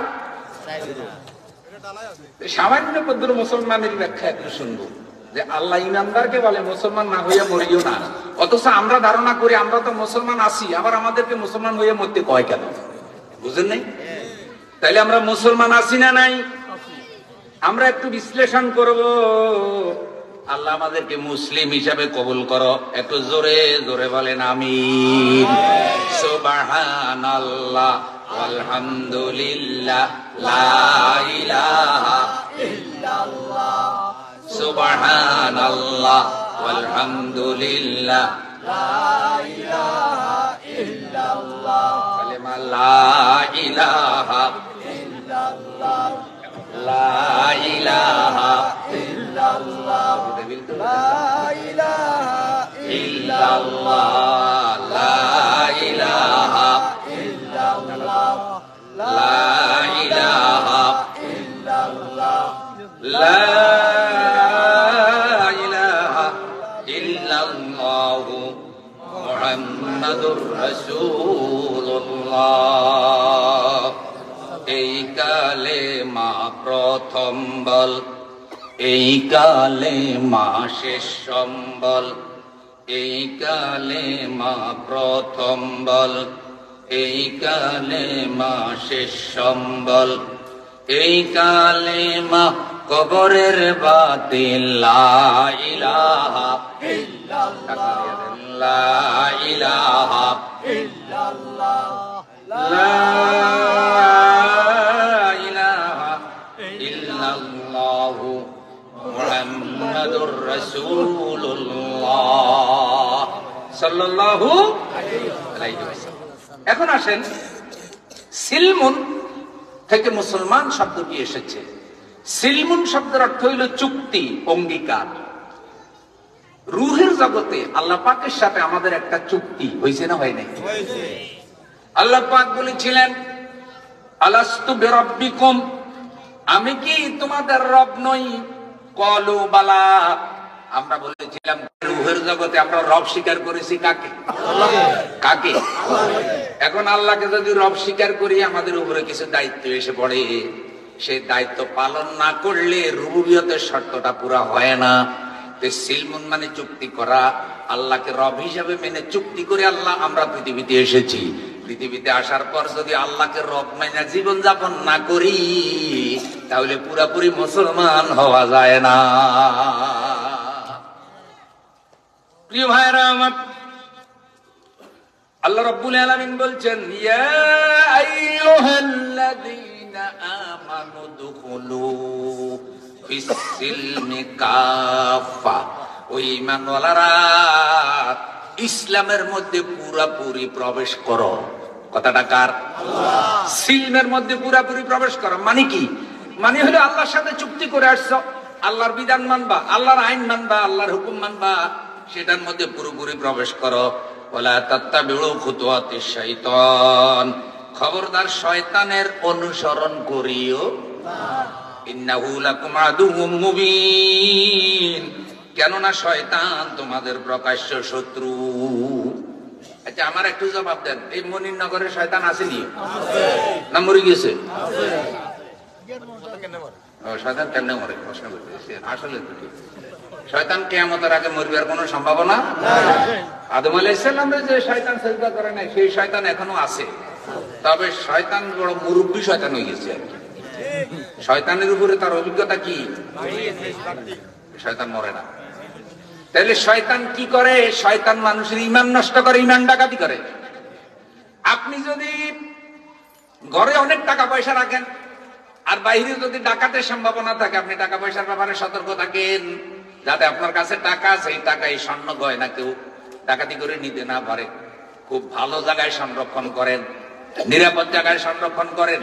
তা আপনি জানেন যে 24 ঘন্টা শয়তান আপনার পিছনে লাগা আছে, সুতরাং আপনি সতর্ক সাবধান থাকবেন, আপনার ঈমান আমল যেন শয়তান চিন্তাই করে নিতে না পারে।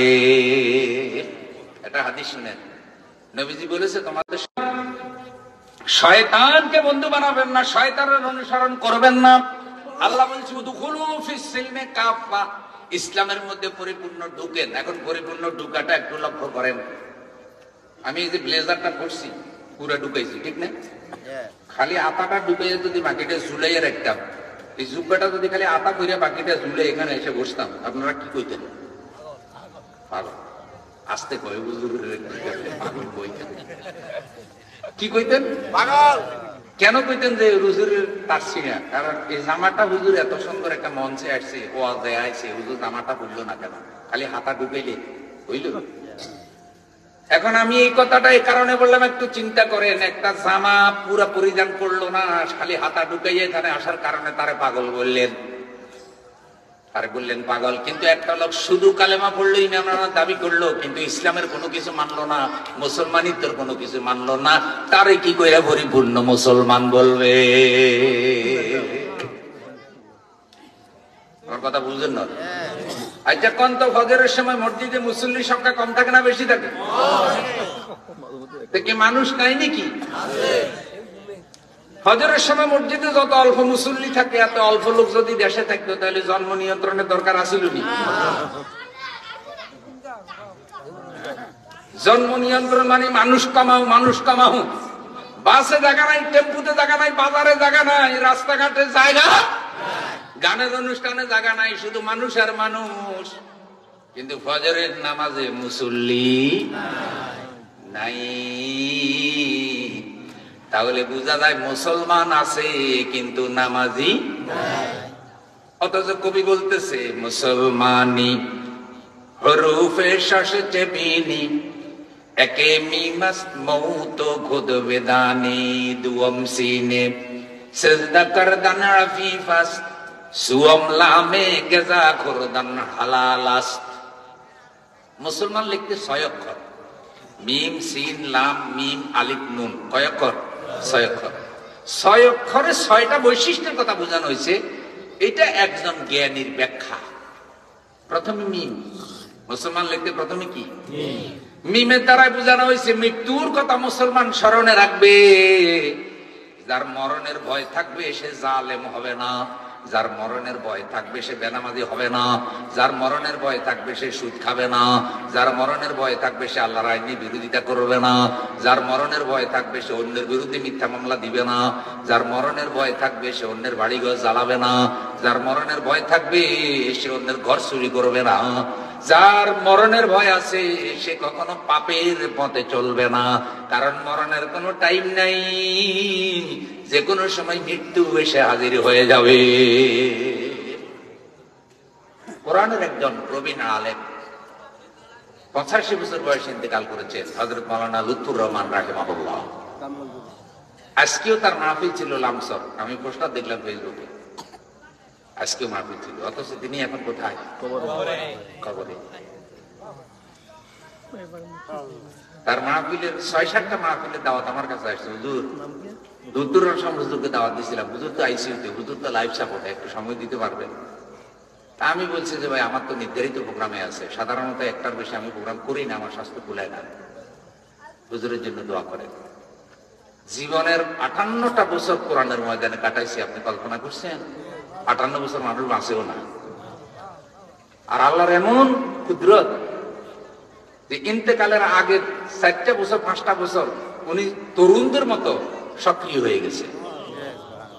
2013 সালের দিকে যখন তিনি প্রথম স্ট্রোক করলেন, তারপরে ওনার ওপেন হার্ট সার্জারি হল, বাইপাস সার্জারি। এরপরে কয়েক বছর তিনি কিছু নীরব ছিলেন। এর আগে তো তিনি সরব ছিলেন, ছাত্র জীবন থেকে তার ওয়াজ শুনে। কণ্ঠে কোনো সুর নাই, কিন্তু কোরআনের কথা যখন বলে মনে হয় যেন কথার মালা গাঁথে, মুক্তার মালা কথা বলি যেন। আপনারা তার ওয়াজ শুনছেন না? তারা আল্লাহর কোরআনের কারণেই তো ভালোবাসে। হুজুরদেরকে মানুষ একমাত্র আল্লাহর জন্য ভালোবাসে, ঠিক কিনা করে? এই যে রাস্তাঘাটে ইমাম সাহেব সালাম দেয়, এই সালামটার মধ্যে কোনো ভেজাল নাই। আর অনেকে সালামের মধ্যে ভেজাল আছে না নাই? আমি একজন চোখে দেখা, আসসালামু আলাইকুম, ওয়ালাইকুম আসসালাম, খোঁজখবর দিয়ে গেলে আমার কি করবি, পিছনে যাই তোর উপরে যেদিন গজব পড়ব সেদিন মিলাদ দিব। এটা কি করলি? হুজুর শুনে ফেলাইছেন, ভয়ঙ্কর সন্ত্রাসী, সালাম না দিলে কইতো কি কিরে আমার তো সম্মান করে না, ডরে সালাম দিয়েছে। এটা শুনলে তো সালাম নয়, এটা হলো ডরের সালাম। বাস্তব না কথাটা? বিশ্বাস করে রাস্তাঘাটে গেলে বহু জালিমের ডরে সালাম দেওয়া লাগে, নাইলে হাতে মাইন্ড করবে। আর জালিমে মাইন্ড করলেই বিপদ। হুজুরদের কাছে মানুষ সালাম দেয়, এই সালামের মধ্যে এরকম কোনো ভেজাল আছে না? একেবারে আল্লাহর জন্য, সুবহানাল্লাহ। তো লুৎফর রহমান সাহেব যে আপনারা ভালোবাসেন, এই ভালোবাসার মধ্যে জগতের কোনো বিনিময় নাই। কার জন্য?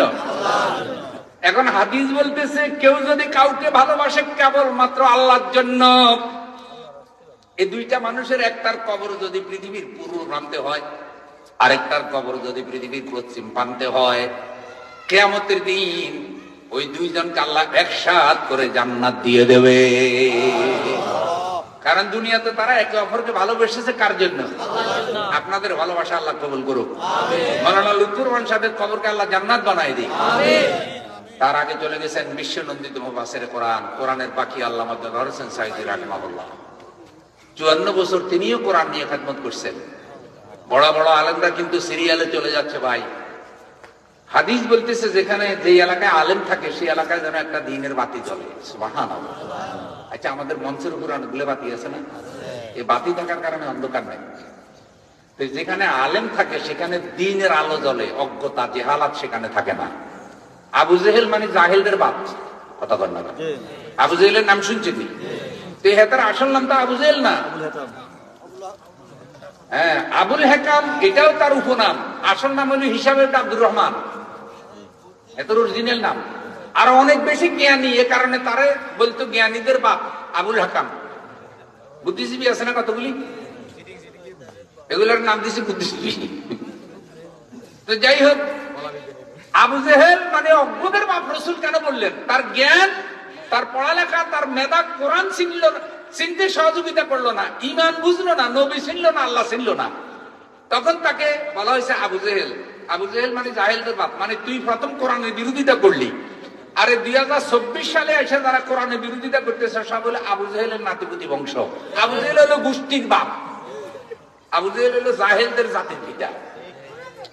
জাহেল একটা জাতি আছে না নাই? তো তাদের বাপের নাম কি? হ্যাঁ, আবু জেহেল, বুঝে পারে আবু জেহেল। প্রিয় ভাইয়েরা আমার, তো আলেম যেখানে থাকে এলাকা আলোকিত হয়, জাহিল যেখানে থাকে সেটা অন্ধকার অন্ধকার হয়ে যায়। আল্লাহ কোরআন কেন নাজিল করেছেন? আল্লাহ বলছেন লিতুখরিজান নাসা মিনাজ-জুলুমাতি ইলান নূর, কুফরের অন্ধকার থেকে বের করে ইসলামের আলোর পথে পরিচালনা করার জন্য আমি আল্লাহ কোরআন নাজিল করেছি। সুবহানাল্লাহ। কোরআন আলো, কুফরি অন্ধকার। কোরআন এসেছে কুফরের অন্ধকার থেকে বের করে ইসলামের আলোর পথে পরিচালিত করবে। এই জন্য ভাই আল্লাহ আমাদেরকে এলেমের দ্বারা আলোকিত করুন। তাহলে লুৎফর রহমান সাহেবকে আপনারা ভালোবাসেন কেন? তিনি কোরআনের এলেম বিতরণ করেছে। মৃত্যু আসেই, আমরা যে বাড়ি যেতে পারবো কোনো গ্যারান্টি আছে? তাইলে সবসময় মুসলমান মৃত্যুর কথা স্মরণে রাখে। প্রথম অক্ষর মিম, মুসলমানি হরফে শাসতে বিনি একে মিমাস মৌত খোদ বেদানি। প্রথম অক্ষর মিম, ওই মিমের দ্বারা মৃত্যুকে স্মরণে রাখবে, মৃত্যুকে ভয় করবে। 2 নম্বরে হলো সিন, দুয়াম সিনে সিজদা করদান আফিফাস, সুয়াম লামে গেজা করদান হালালাস। 2 নম্বর হলো সিন। সিন মানে হলো সিজদা করব কাকে? আল্লাহকে। সিজদা দৈনিক কয় ওয়াক্ত নামাজ? আর রমজান মাসে তারাবি কয় রাকাত? আর শেষ রাত্রে সম্ভব হলে তাহাজ্জুদের নামাজ। কারণ রমজান মাসে ইবাদতের ফজিলত কম না বেশি? পুরাটা রমজান মাস ইবাদতের মৌসুম আমার বন্ধু। নামাজ ধরেন, নামাজ ধরেন, নামাজ ধরেন। নামাজ কবরের আলো। নামাজি ব্যক্তি কবরে গেল আল্লাহর কাছে নামাজ পড়ার জন্য সুযোগ চাইবে। আমার নবী বলেছে যারা নামাজ পড়ার জন্য ওযু করবে অঙ্গ প্রত্যঙ্গ গুলো থেকে হাসরের দিন নূর চমকাবে। ওই নূর দেখে দেখে আমার নবী নামাজি উম্মত বাছাই করবে। নবীজি বলেছে কারো ঘরের সামনে যদি একটা নদী থাকে, ওই নদীতে আল্লাহর বান্দা যদি দৈনিক 5 বার গোসল করে তার দেহে যেমন ময়লা থাকে না, আল্লাহর কোন বান্দা যদি দৈনিক 5 বার নামাজ পড়ে তার দেহের মধ্যে গুনার ময়লা থাকে না। হাতের গুনাহ, পায়ের গুনাহ, চোখের গুনাহ সব নামাজের উসিলায় মাপ। তাহলে ইনশাআল্লাহ নামাজ কারা কারা রাজি? নারায়ে তাকবীর। ফজরের নামাজ, খুব সুন্দর মসজিদ, আপনাদের এই পরিবেশটা খুব সুন্দর লাগলো। মাদ্রাসা মসজিদ, আবার এখানে ওয়াজের মাঠ, ভালো লাগলো। আল্লাহ আপনাদের এলাকাকে একটা আদর্শ এলাকা হিসাবে কবুল করুন। সব জায়গায় মসজিদ সুন্দর হচ্ছে, কিন্তু নামাজি বাড়তেছে না। নামাজি চরিত্র মসজিদের থেকেও সুন্দর হওয়া দরকার। তাই মসজিদের টাইলস সুন্দর, কিন্তু নামাজি নেই, নামাজের চরিত্রও নেই, তাইলে লাভ আসেনি। রসুলের যুগে মসজিদ ছিল বেদামি, নামাজি ছিল দামি। আর এখন মসজিদ হইতেছে দামি, নামাজি হইতেছে কি? আল্লাহ আমাদেরকে দামি নামাজি বানাই দেন, কবুল করো মালিক। ভাই সবে বরাতের রাইতে মসজিদে মুসল্লি কমা ছিল না বেশি আছে? অল্প বেশি না অনেক বেশি? কিন্তু সবে বরাতের পরে আর কি? তাহলে মুসল্লি বলে গেছে তো জোয়ার বাটা মুসল্লি, জোয়ার বাটা। জোয়ার আসলে এমন ভাবে আসে, বাপরে বাপ, জায়গা নাই। আর বাটা লাগলে মনে হয় যেন পানিই নেই। অথচ সবে বরাতের নামাজের কোনো গুরুত্ব আসেনি। নামাজের গুরুত্ব হলো ফরজ। এখন ফরজের সবাই করি, নফল দৌড়ে দৌড়ি। কাজটা কি ঠিক হইল? আচ্ছা, কোন লোক যদি ফরজে ফেল করে, নফলে পাস করে, এটা পাস না ফেল? ফরজে ফেল, নফলে পাস, এটা কি? তো যারা সবে বরাতের রাতে নফল নামাজ ছুটতে আইছে, কিন্তু পরের দিন ফরজ নামাজ নাই, এটা পাস না ফেল? কিন্তু সবে বরাতের রাতে বড় বড় কেমনে যে অনুষ্ঠান এগুলো দেশে চালু হয়েছে আল্লাহ জানে। একটা নফলকে কেন্দ্র করে ছুটি, কিন্তু ফরজের কোন গুরুত্ব। অগণিত ফরজ রাষ্ট্রীয়ভাবে পালন করতে দিতেছে না, অগণিত ফরজ লঙ্ঘন করতেছে দেশের বহু প্রভাবশালী। আর এই লোকগুলাই নফলের গুরুত্ব দিতেছে ফরজের থেকে বেশি। নফলের গুরুত্ব দেওয়াতে কোনো খারাপ বলতেছি না, কিন্তু শরীয়তের ফরজ বিধানকে নফলের মতো গুরুত্বহীন করার তো সুযোগ। আপনি সবে বরাতের রাতে নফল পালন করেন, আর ফরজ বিধান পর্দা, বোরকা পরে মেয়েরা স্কুলে গেলে স্কুলে যাইতে দেন না, প্রতিষ্ঠানে যাইতে দেন না, অফিসে যাইতে দেন না। বোরকা পরে মেয়ে বক্তব্য দেবে, সেই মেয়ের চেহারা খুলতে বাধ্য করে, এমন জালিম মুসলমানও আছে না নাই?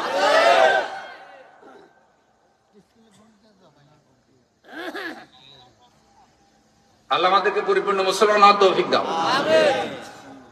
ও আমার বন্ধু, তাহলে মুসলমান আত্মসমর্পণকারী, মুসলমান হলো নামাজি, মুসলমান হলো হালাল খাবে, মুসলমান হলে আল্লাহকে ভয় করবে, মুসলমান হলে ইসলাম যেগুলো নিষেধ করছে সেগুলি থেকে দূরে থাকবে।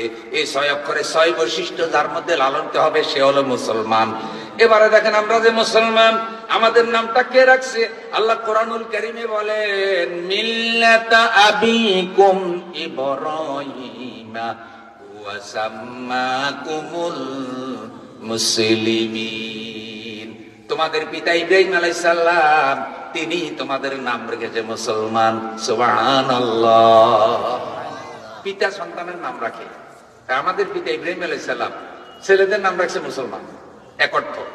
আরেক অর্থ হলো মিল্লাত আবিকুম ইব্রাহিম হুয়া সাম্মাকুমুল মুসলিমিন, তোমাদের মিল্লাতের পিতা ইব্রাহিম আলাইহিস সালাম। আর তোমাদের পিতা যে আল্লাহ ইব্রাহিম আলাইহিস সালামকে বানাইছে, সে আল্লাহই তোমাদের নাম রেখেছে মুসলমান। নারায়ে তাকবীর। তাহলে মুসলমান পরিচয় আমরা খুশি কিনা? আমাদের প্রথম পরিচয় মুসলমান, দ্বিতীয় পরিচয় মুসলমান, শেষ পরিচয় মুসলমান, আমাদের চিরস্থায়ী পরিচয় মুসলমান। কবর হাসর মিজান ফুলসেরাতে আমাদের পরিচয় কি? তো জোরে বলেন। মুসলমানের বাহিরে আরেকটা পরিচয় আছে, আমরা বাংলাদেশি। কথা কথা, অমুক ইন্ডিয়ান, অমুক আমেরিকান, অমুক পাকিস্তানি, অমুক চায়না, এরকম পরিচয় আসেনি? আচ্ছা, কবরে গেলে কে বাংলাদেশি কে ইন্ডিয়ান, এটা কবরের ফেরেশতা জানার দরকার আসেনি? কবরের প্রথম প্রশ্ন, মার রব্বুকা, তোমার রব কে? আপনি যদি বলেন ফেরেশতা আমি বাঙালি, 1952 সালে বাংলা ভাষার জন্য রক্ত দিয়েছে ফেরেশতা, আমার ভাইয়ের রক্ত রাঙ্গানো 21 ফেব্রুয়ারি, আমি কি ভুলিতে পারি? বাংলায় ক কেউ কবরে বাংলা চলবনি? ঠিক আছে, আমরা বাংলায় কথা বলি, এটা আমাদের দেশীয় ভাষা, জাতীয় ভাষা। কিন্তু কবরের ভাষা আরবি। কবরে কেউ জানতে চাইবেন আপনি কি বাংলাদেশি না ইন্ডিয়ান, কিন্তু কবরে জানতে চাইবে রবের চিনো কিনা, আলাস্তু বিরাব্বিকুম, চুক্তি করছো, রবের বিধান মানছো কিনা, মুসলমান হইয়া মরছো কিনা। আল্লাহ বলছে লা তামুতুন্না ইল্লা ওয়া আনতুম মুসলিমুন, খবরদার মুসলমান না হইয়া মরিও না। মুসলমান না হইয়া মরলে কি হবে এটা বিস্তারিত বলে নাই আজকের আলোচনায়, আমি এটার বিস্তারিত টানবো না। তবে মুসলমান না হইয়া মরলে খবর আছে না নাই? তাইলে মইরা মুসলমান হব না মুসলমান হইয়া মরবো? বুঝতে পারছেন তো? মইরা সোজা হব না সোজা হইয়া মরবো? মইরা সোজা হব না সোজা হইয়া মরবো? মরলে তো সব পূজা সোজা, মরলে সব পূজা, সব পূজা। এটা গল্পের কথা, গল্প। আবার যে পুরাণ হাদিস মনে করি না, কিছু লোক আছে গল্পগুলো মাইন্ড করে। সাপে আর ব্যাঙে বন্ধুত্ব, সাপ চিনেননি? ব্যাঙে লাফাইয়া লাফাইয়া চলে, সাপে আঁকা বাঁকা হইয়া চলে। তো বিকেল বেলা দুইজন ঘুরতে বাইরেছে, তো ব্যাঙে সাপারে কইতেছে, দোস্ত তোর সবকিছু ভালো লাগে, কিন্তু চলার সময় যে তেড়া বেঁকা হইয়া চলে এটা সুন্দর লাগে না। কিছু লোক আছে সমালোচনা সহ্য করতে পারে না, সমালোচনা সহ্য করতে, অন্যের সমালোচনা করে, অন্যের গালিগালাজ করে, কিন্তু নিজেরা সমালোচনা সহ্য করতে পারে না। যেই না মাত্র এই কথা কইছে, সাপে ব্যাঙেরে ঢং করে খাইতে গেছে, ব্যাঙ লাফ দিয়ে পানিতে পড়ছে। এখন সাপে যে ফোঁস করে উঠছে, পাশে আবার বিকাল বেলা ছেলেরা খেলাধুলা করতেছে, কিরম হুঁশ করলো, তাকায় দেখা যায় সাপ। ছেলেদের হাতে আছে লাঠি, সামনে সাপ, হাতে লাঠি, তাইলে এদের ফিড হইয়া না মাইরে কি সামনে যাওয়া যায়? ভালো করে মারছে, মেরে রক্ত বাহির করে রাস্তার মধ্যে সোজা করে রাখছে। আর ব্যাঙ কোথায়? পানিতে। আধা ঘন্টা পরে ব্যাঙে চিন্তা করছে, মনে হয় দোস্তের মেজাজ এখন ঠান্ডা হয়েছে, একটা দোস্তের খবর নেই। পানি থেকে উঠে এসে দেখা যায় দোস্ত রাস্তার পাশে একেবারে কি সোজা, মুখে দিয়ে রক্ত বাইরে হয়েছে, জিভে বাইরে হয়েছে। এখন ব্যাঙে কান্দে আর বলে, দোস্ত রে দোস্ত, এই কথাটাই তো আমি বলছিলাম রে দোস্ত, সোজা তোরে আমি সোজাই হাঁটতে কইছি, তুই আমারে কামড়াইতে গেছস, আমি জীবন বাঁচানোর জন্য পানিতে লাফ দিছি রে দোস্ত। সেই সোজা তো হইলি, মরার আগে সোজা হইলি না। ওরে জালিম রে, সোজা তো একদিন হবি। ওরে জালিম, ওরে অত্যাচারী, ওরে সুদখোর, ওরে বেনামাজি, ওরে দাইয়ুস, ওরে হাইজাকার, সোজা তো একদিন হবি, কিন্তু মরার আগে হইলি না। অন্যের মাইরা মিষ্টি খায়, আর নিজেরে যেন কেউ কিছু করতে না পারে। সামনে পাহারাদার, পিছে পাহারাদার, চতুর্দিকে পাহারাদার, পাহারাদার, সবাই মারো, আমারে বাঁচাও। বাহাদুরি হইল হেরুল করে, কারণ যারা লাদিলে গেলে মারা দেয়। আর আপনার এসে চোখ রাঙা, এটা কয়দিন? বেশি দিন? ভয় করতে হবে কাকে? তাইলে কি সোজা হইয়া মরবো না মইরা সোজা হবো? আচ্ছা কোন তো কবরে গেলে সবাই চেহারা কেবলার দিকে না সিনেমা হলের দিকে? হ্যাঁ, কেবলার দিকে সোজা না হইলে কয় মাডিসা ফিডের মধ্যে দিয়ে কেবলামুখী কর। এখন মরার পরে কেবলামুখী যদি কবরে হইতে চাই, মরার আগেও কেবলামুখী হওয়ার দরকার আছে না নাই? ও আমার বন্ধু, সকলের পরনে কি শার্ট প্যান্ট না সুন্নতি পোশাক? পোশাকের কালার কি? জোরে কন। আতর গোলাপ সুরমা মাখাও শেষবারের মতন, আতর গোলাপ সুরমা মাখাও শেষবারের মতন। আমার লাগি কি না আনো ওই সাদা কাফন, ওই সাদা কাফন। কি আর হইব দেরি কইরা, বিদায় কইরা দে, দুয়ারে আইসাছে পালকি, দে সাজাইয়া দে। মসজিদের পালকি একদিন দুয়ারে হাজির হবে, সাজাইয়া কবরে পাঠানো হবে। আল্লাহ আমাদেরকে মুসলমান হইয়া মরার তৌফিক দাও। তাহলে নামাজি হইয়া মরবো না মইরা নামাজি হব? পর্দা কইরা মরবো না মইরা পর্দা করবো? আমাকে তো অনেকে মরার আগে পর্দা করে না, মরার পরে ডাক না দিয়া দেয় বেগানা পুরুষের দেখতে। বেগানা পুরুষ গোসল করে না, বেগানা পুরুষ কবরে নামে না, বেগানা পুরুষে লাশ ধরে না, কিন্তু মরার আগে বেগানার সাথে হ্যান্ডশেক করে, বেগানার সাথে গাল মিলায়, বেগানার সামনে নাচাইয়া নাচাইয়া বক্তৃতা দেয়। আছে না নাই? পর্দা কি মরার আগে ফরজ না মরার পরে ফরজ? বেজার হয়েছেন কেন? বরকত কোরআনে যা কয় চলে তার উল্টা।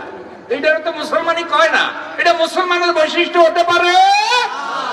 মুসলমান গর্দান নেহাদান বা তাআত, মুসলমান মানেই হলো আনুগত্যহীন সমর্থন, মানে আপনার শর্তহীন সমর্থন করবে, আনুগত্য করবে কার কাছে? বিনা শর্তে অনুসরণ করবে আল্লাহকে।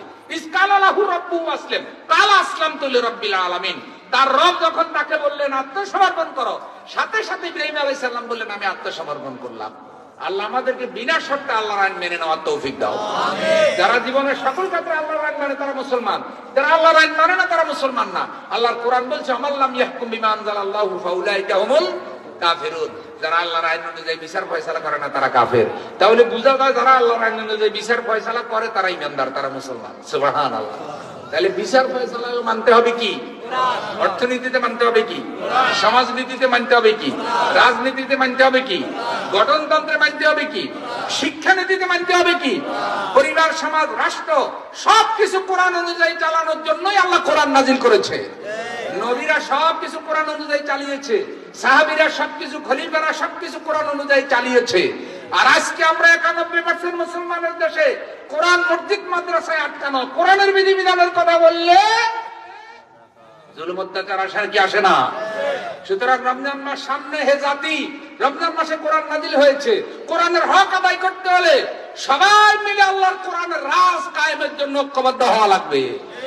কারা কারা রাজি? নারায়ে তাকবীর, নারায়ে তাকবীর। আল্লাহ আমাদেরকে তোমার দ্বীনের পথে কবুল করো। জোরে বলেন আমিন। কোরআন কি শুধু হুজুরদের? কোরআন কি কোনো এক দলের? আল্লাহ যেমন সবার, নবী যেমন সবার, কোরআনও সবার। অতএব কোরআনের আইন প্রতিষ্ঠিত হলে সবাই পরিপূর্ণ আল্লাহর ইবাদত করতে পারবে, হালাল খেতে পারবে, দ্বীন অনুযায়ী চলতে পারবে, সবাই জান্নাতে যেতে পারবে। সুতরাং কোরআনের সমাজ প্রতিষ্ঠা করার জন্য সবাইকে কোরআন কায়েমের আন্দোলনে শরীক হতে হবে। কোরআন বিরোধী মতবাদ, কোরআন বিরোধী দলের সাথে সম্পর্ক ত্যাগ করতে হবে। কোরআন বিরোধী কোনো আদর্শের সাথে সম্পর্ক রাখা যাবে না, তাহলে মুসলমান হিসেবে হক আদায় হবে। আল্লাহ মাদ্রাসা কবুল করো, মসজিদ কবুল করো, হাফেজে কোরআনদেরকে দ্বীন কায়েমের পথে কবুল করো। আমাদেরকে আল্লাহ কোরআনের খাদেম হিসেবে কবুল করো। মৃত্যুর আগে মুসলিম হয়ে মরার তৌফিক দাও। আমিন। আসসালামু আলাইকুম।